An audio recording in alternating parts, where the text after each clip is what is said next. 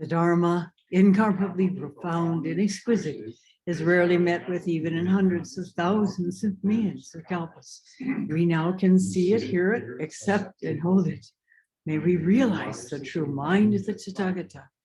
Today is the second day of this Rohatsu Sesshin here in December 2021. And it's of course, as most of you know, the Sesshin in the whole year's worth of Sesshins that memorializes the Buddha's awakening. It was about this time of year, December 8th actually is the purported date that he had his awakening experience under the Bo tree, or the tree of enlightenment, in Bodh Gaya, India. And since then, and actually way before then, people have been searching for the truth. I'd like to share with you one aspect of that search, and that is a quote from the Upanishads. Many, many, many centuries ago, millennia ago, way, way before the Buddha's time, there was the earliest civilizations in the Indus Valley in northern India, what is now Pakistan. And initially, the earliest civilization, they know really almost nothing about. There have been some seals unearthed that depict a man seated in a yogic posture. And there's also a tree, and there's also a bull. And later Hindus have sort of translated that into their own mythology. But in reality, nothing is known other than the fact that this man, who seems to have been an important aspect of that particular civilization, was seated. I have read elsewhere that it was a very peaceful civilization, but it lasted about 1,000 years and was taken over by the Aryans who invaded. The Aryans were cattle herding nomads. And they had a much more aggressive way of perceiving the universe. But eventually, over the centuries, the culture evolved to the point where the priests were beginning to question, and the society as a whole were beginning to question whether this view of the universe, which required priests to do blood sacrifices on a regular basis, was really accurate. And people began to really question. Out of this grew the Upanishads. And the Upanishads, if you read them, they fit quite a bit with Buddhist thought. What is being said here really is the fact that since time immemorial, human beings have searched. The way it's put here in one statement,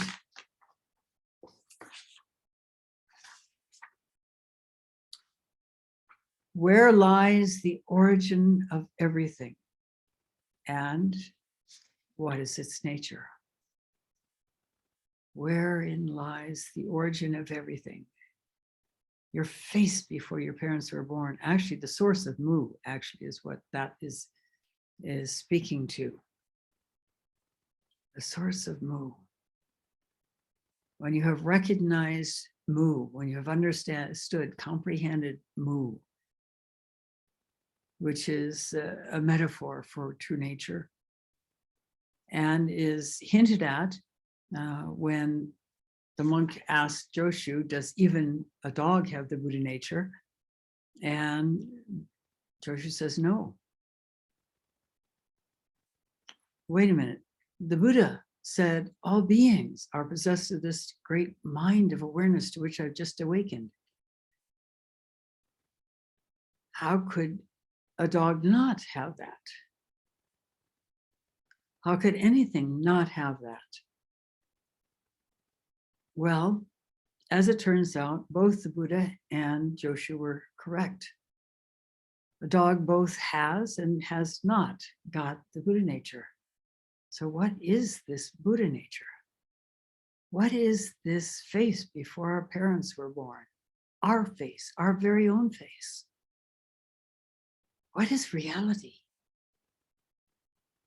And in this time, which in the last couple of years, really, it was even beginning before that, a kind of sea change was unfolding that is actually mentioned as a new paradigm in Vedic astrology, and also I think in Buddhist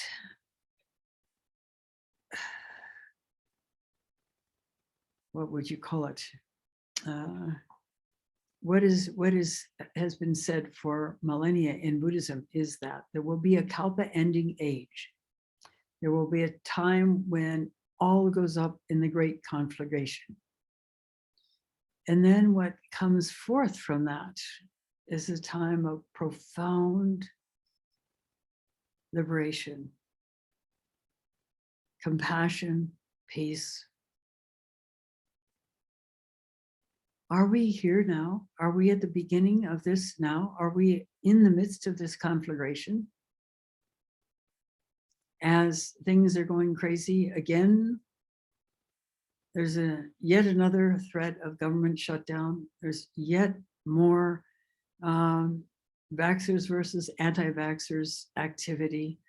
There's another variant of the coronavirus that has come forth and is not known yet whether the current vaccinations will hold forth and stave it off, or whether they will have not be as effective as one would hope they would be. And there are yet more times when high school kids go to school with their dad's guns and mow down any number of their students, their fellow students and teachers, as just happened a couple of days ago in Michigan. There was the man that plowed his SUV into a Thanksgiving parade in Wisconsin, killing 8 people. There are all kinds of things like this going on that weren't going on before. And yet, the other side of it is that there are many incredibly good things coming out. Much more concern with racial equity and moving beyond bias.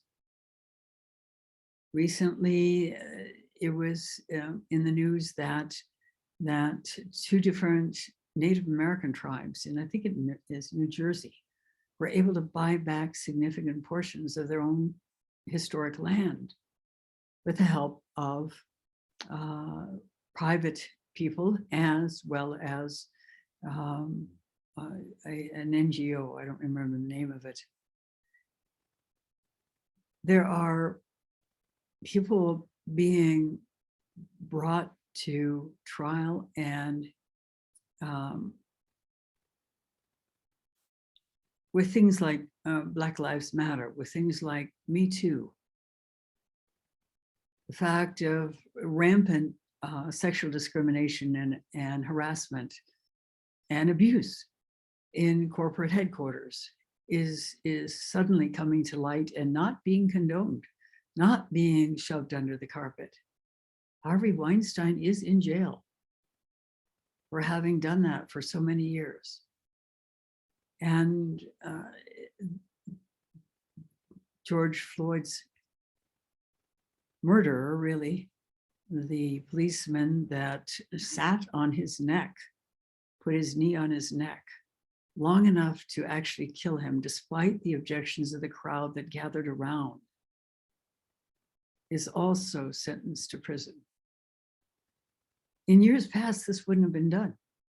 It wouldn't even come to light. It would have been just whitewashed, as the attempt to do so with the killing of Ahmaud Arbery in Georgia by 3 white men who chased him in a truck and shot him point blank. This ordinarily wouldn't have been much cause for even a raised eyebrow, particularly not in the South. But now people are recognizing that human life, no matter what color the skin, matters. That being honorable with all human beings, whether they're wearing skirts or pants, matters. That human beings are worthy of respect, whether they prefer same-sex or are heterosexual in relationship. It's as if the world is waking up. But it's been a long time coming. And if 2600 BC, people were wondering what the source of reality is and what reality is, we've been at this for a long time. We have a wonderful history behind us. We are supported by so many human beings over millennia who are searching for the same answers that we are searching for now. And with the chaos in our societies, and it's all over the world, there isn't a single safe place anywhere. And when you add climate change to that, there was a headline today about how it is now known that the tropical storms in the Atlantic are more frequent, and there are more of them, and they are more dangerous. The forest fires that have been raging all over the United States, particularly in the West, the intense flooding in the East. When I was a kid reading the Bible, I was horrified by tales of the earth moving, opening up and swallowing people. I didn't know about earthquakes back then, but it does happen in just that way. And tidal waves, floods, famines, plagues of locusts. Would that it were a plague of lotus, and so on. These are really challenging times. And yet, what was said recently is that the most vicious, the most horrifying period of all of history was in the first half of the 1900s, with all the major wars, all the brutality, the annihilation of so many peoples. We are here sitting in the Zendo and in Zendos all around the world right now, asking why, asking, who are we? What is reality? And the potential is tremendous. The Buddha is not the only person to have awakened to profound reality. And in fact, if you notice when the chants or the lineage chants begin, they begin with the 7 Buddhas prior to Shakyamuni. This has been going on for a long, long time. And it has not been fruitless. That's the most important thing. People have found answers, and they have been released from pain and suffering as a result. So I'd like to share a short bit of an Upanishad. The Upanishads were written, let's share a little bit more about this here.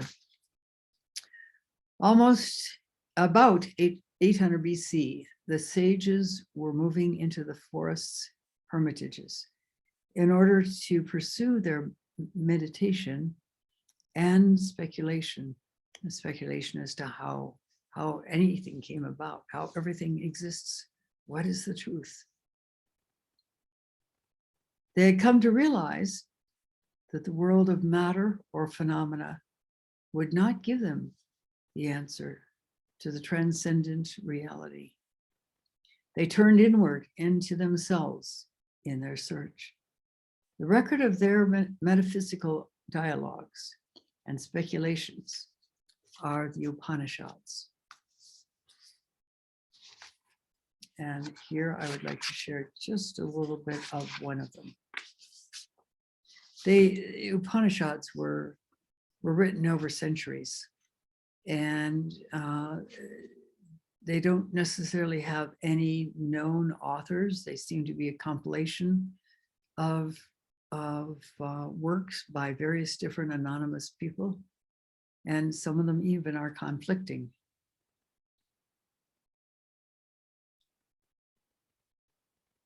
Two birds, one of them mortal, the other immortal, live in the same tree. The first one pecks at the fruit, sweet or bitter. The second looks on without eating. Thus, the personal self pecks at the fruit of this world, bewildered by suffering, always hungry for more. But when he meets the true self, resplendent God, the source of creation, all his cravings are stilled. Perceiving self, with the capital S, in all creatures, he forgets himself in the service of all. Good and evil both vanish, delighting in self. Playing like a child with self, he does whatever is called for, whatever the results. Whatever is called for, whatever the results. Self is everywhere, shining forth from all beings, vaster than the vast, subtler than the most subtle, unreachable, yet nearer than breath, than heartbeat. Eye cannot see it, ear cannot hear it, nor tongue utter it. Only in deep absorption can the mind, grown pure and silent, merge with the formless truth. The one who finds it is free. They have found for themselves. They've found themselves. They've solved this great riddle. Their heart forever is at peace. While they enter the whole with a capital W, their personal self returns to its radiant, intimate, deathless source. As rivers lose name and form when they disappear into the sea, the sage leaves behind all traces when they disappear into the light. Perceiving the truth, they become the truth. They pass beyond all suffering, beyond death. All the knots of their heart is loosened. Once more, two birds, one of them mortal and the other immortal, live in the same tree. The first one pecks at the fruit, sweet or bitter. The second looks on without eating. Thus, the personal self pecks at the fruit of the world, bewildered by suffering, always hungry for more. But when he meets the true self, the resplendent God, the source of creation, all his cravings are stilled. Perceiving self in all creatures, he forgets himself in the service of all. Good and evil both vanish. Delighting in self with a capital S, playing like a child with self, he does whatever is called for, whatever the result. Whatever is called for. And in order to do whatever is called for, one must be as clear as possible to have it result in the result not being one that is driving the quest. We often do things in order to get something, some form of reward, whether it's a thing, whether it's admiration, whatever it is. We rarely open our hearts and respond with clarity to a situation, regardless of outcome. An example of this was Shirobunan, who had let go so completely that when the grandparents of this new infant that was supposedly his child came in anger to present the child to him to take care of, he simply humbly responded, "Oh." No argument, no anger, no despair, just, "Oh." And again, when the mother confessed who the father really was, and the grandparents came back, this time deeply embarrassed, again, simply, "Oh, oh, I see." And it was not only a humble, but it was an embracing, "Oh." It was honoring the grandparents and their suffering. The consequences for Shirobunan after the first encounter were quite negative. The village scorned him. And in those days, a priest survived by expressing the Dharma, which is sometimes called begging, going around on alms rounds and with hands palm to palm, chanting the Dharma. And in response, people who care about that will put something into his bag. And that's how he gets fed. We still do this in Japan. It's called takuhatsu. It takes a great deal of let-go-ness to be able to respond as Shirobunan did, despite the clear consequences. For a year, he almost starved. Somehow he survived and cared for this infant.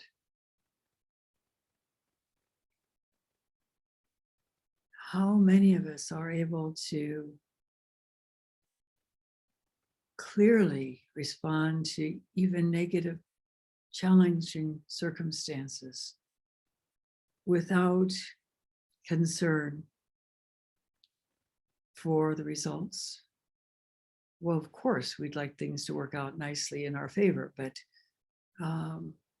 without investment, let's put it that way, in the results.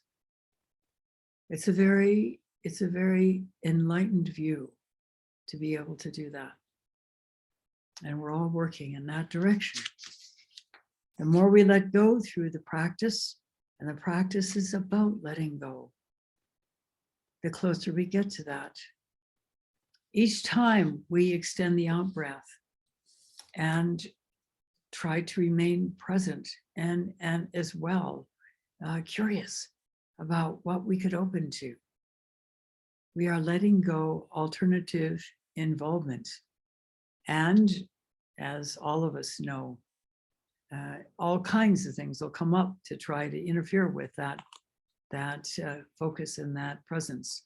Boredom, frustration, distraction of infinite order, even anger or feelings of whatever. And each time we don't go there. Instead, we allow ourselves to open to the experience of the energy of whatever that is, the quality of boredom in our body, and search for what that can reveal to us. We are working on letting go and ultimately continuing to practice. We will reach a point where we are no different from Shiromanan or from Jacques Lasserand after he had his awakening in Buchenwald. Let's continue the rest of this. Self is everywhere. And of course, what is being called self here is just one more name: Buddha nature, true essence, God. It doesn't matter. In order to speak of something, we usually have to put some name to it. Unfortunately, in speaking of it, the name gets frozen and rigid and becomes a thing instead of simply a metaphor or an expression of something that is beyond metaphor or expression. Self is everywhere, shining forth from all beings. Everyone, no matter how dirty, no matter how bedraggled, no matter how negatively behaving, even the 15-year-old kid who took his father's brand new pistol and went to his high school and killed now 4 people because the 4th one has died. Even he.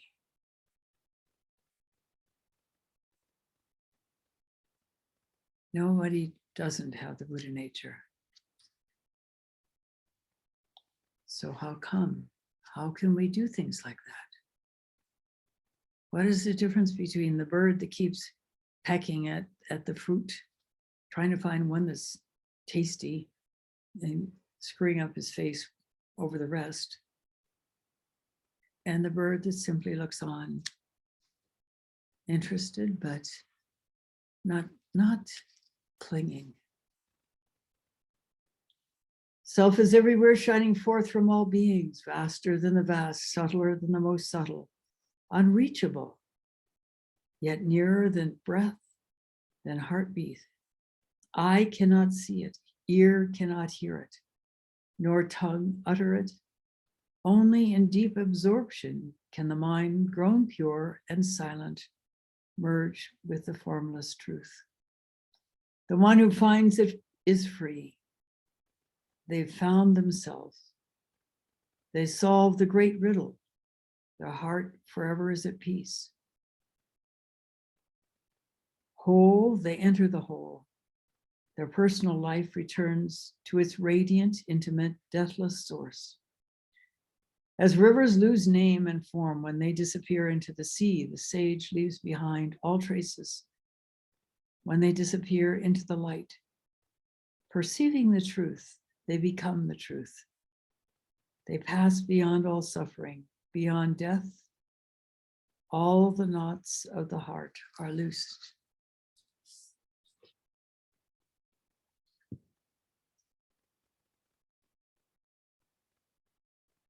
Here in this Zendo, we have the tools and the guidance to awaken to this truth. But it's not limited to here in the Zendo. The Upanishads that we just shared, that speak that same truth, were written thousands of years ago, before the time of the Buddha. People have been searching forever for this truth. People have been finding that profound presence with a capital P. And so can we. It does not have a limited name. It can be found in church, mosque, in the forest, in the Zendo, in a lowly hut somewhere in an impoverished nation. Less likely, perhaps, in a very, very expensive high-class house, because there are so many toys and so many distractions that would interfere with that search.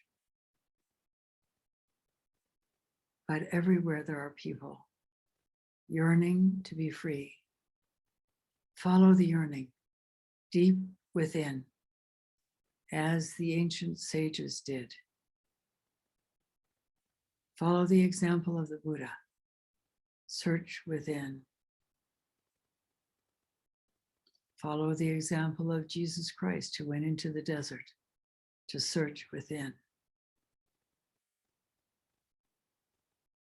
And you will find it. You have to be willing to really take the time. And that's perhaps an understatement. First, it shows us where we're caught, and then it sets us free. But exploring where we're caught, even awakening to where we're caught, becoming aware of where we cause ourselves and other people suffering, can take a long time. But how amazing it is to step even 1 foot on this path.